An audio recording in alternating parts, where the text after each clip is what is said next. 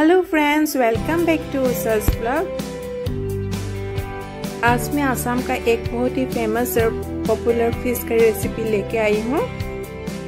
इस रेसिपी के लिए पहले आप फिश पीसेस को क्लीन करके उसको नमक, हल्दी और थोड़ा सा नींबू का जूस से मैरिनेट करके रखिए। एटलीस्ट 2 घंटा मैरिनेट करके रखिए। फिर उसको एक फ्राई पैन में तेल गरम करके अच्छी तरीके से फ्राई कर लीजिए। जब तक ये गोल्डन ब्राउन ना हो जाए तब तक इसको अच्छे से फ्राई कीजिएगा। इसके बाद एक प्रेशर कुकर में थोड़ा सा पानी लेके उसमें बड़ा बड़ा साइज में कटा हुआ कुछ आलू ले लीजिएगा और उसमें 2 बड़ा साइज का टमाटो भी बड़ा बड़ा पीसेस करके डाल दीजिए। आलू और टमाटर का साथ थोड़ा सा अदरक लहसुन का पेस्ट भी डाल दीजिए।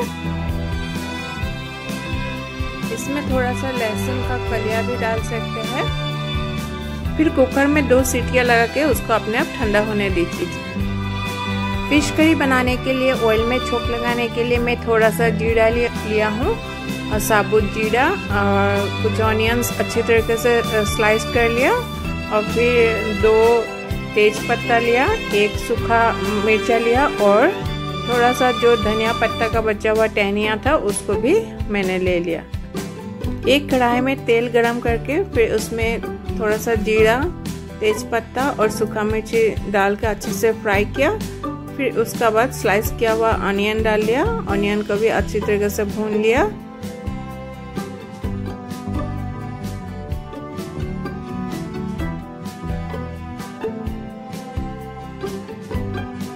ऑनियन भूनने के बाद उसमें जो चॉप करके रखा था धनिया की टहनियाँ उसको भी डाल दिया। ये बहुत ही हेल्पफुल होता है, ये डाययूरेटिक होता है, किडनी के लिए धनिया बहुत अच्छा होता है।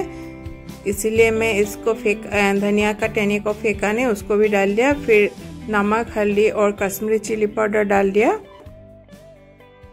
उसके बाद मसाला को अच्छा तरीके से भून लिया ताकि उसमें से मसाला का अच्छा सा एरोमा निकले। उसके बाद मैंने जो उबला हुआ आलू और टमाटर रखा था उसको डाल दिया और फिर अच्छे से फ्राई किया।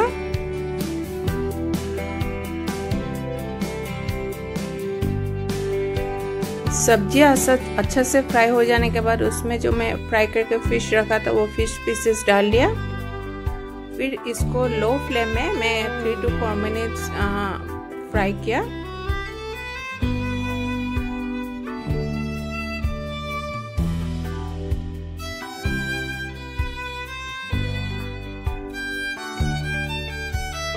उसके बाद जो वेजिटेबल स्टॉक्स था वो मैंने डाल दिया। उसको फेंका नहीं था। जहाँ पे मैं आलू और टमाटर बॉईल किया था वो उबला हुआ पानी फिर से मैं एक फिश करी में डाल दिया। फिर फिश को पूरी तरह पकने तक मैंने मीडियम फ्लेम पे ढक के पकाया।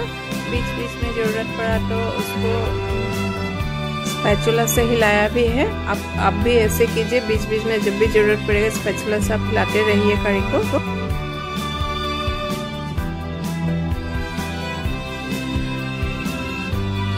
करी जब पूरी तरीके से पक गया तब उसमें मैं हरी मिर्ची डाला और फिर उसके बाद जो चॉप करके धनिया पत्ता रखा था उसको भी डाल दिया। फिर ढक्कन लगा के लो फ्लेम में कुछ सेकंड तक रखा। आप भी ढक्कन बंद करके ही पकाइए ताकि जो स्पाइसेस का एरोमा है वो सब्जी में अच्छी तरीके से इन्फ्यूज्ड हो जाए।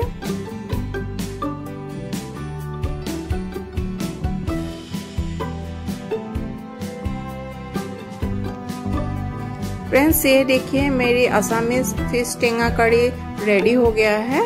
ये दिखने में बहुत खूबसूरत है और बहुत एरोमेटिक भी है। बहुत अच्छा स्मेल आ रहा है इसमें और खाने में भी बहुत स्वादिष्ट होता है। बहुत लाइट एंड हेल्दी भी है ये रेसिपी। आप कोई भी सीजन में आप खा सकते हैं, सर्दी में भी या गर्मी में भी। बोथ सीजन के लिए बहुत हेल्दी रेसिपी है। फ्रेंड्स, मेरी रेसिपी अगर आपको पसंद आया तो प्लीज़ मेरे चैनल को सब्सक्राइब कीजिएगा। मेरे चैनल का नाम है उषा's ब्लॉग। वीडियो देखने के लिए थैंक यू फ्रेंड्स।